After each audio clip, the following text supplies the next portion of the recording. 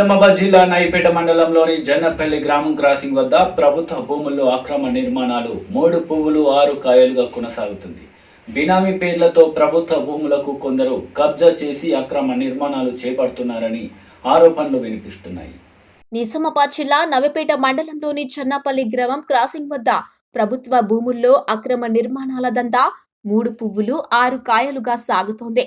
గ్రామ పంచాయతీ నుంచి గాని టౌన్ ప్లానింగ్ నుంచి ఎలాంటి అనుమతులు లేకుండానే విచ్చలవిడిగా దర్జాగా షటర్ల నిర్మాణాలు చేపట్టారు. ఇంత జరుగుతున్నా అధికారుల నుంచి స్పందన లేకపోవడం చూస్తే అక్రమార్కులతో కుమ్మక్కయ్యారనే ఆరోపణలు వినిపిస్తున్నాయి.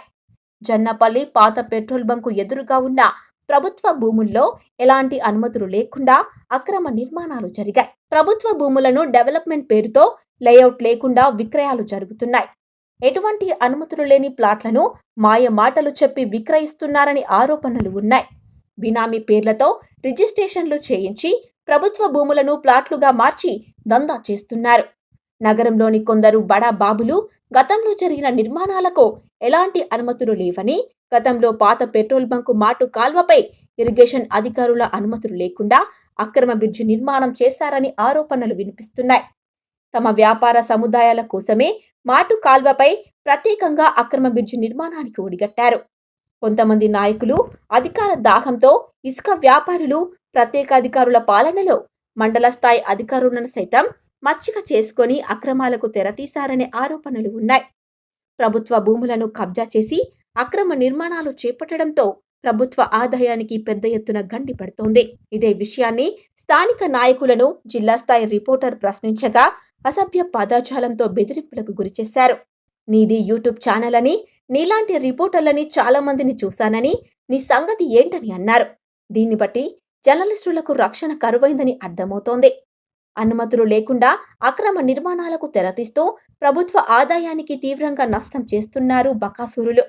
ఇప్పటికైనా జిల్లా స్థాయి అధికారులు జోక్యం చేసుకొని ప్రజా ప్రయోజనాల కోసం అక్రమార్కులపై తగిన చర్యలు తీసుకోవాలని స్థానిక ప్రజలు కోరుతున్నారు.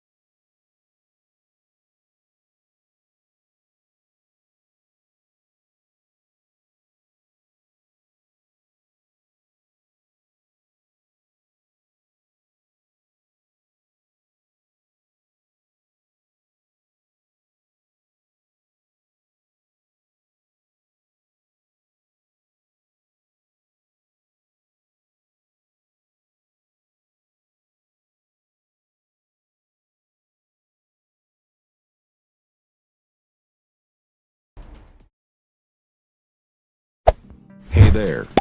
Subscribe to my channel. And also press this bell icon.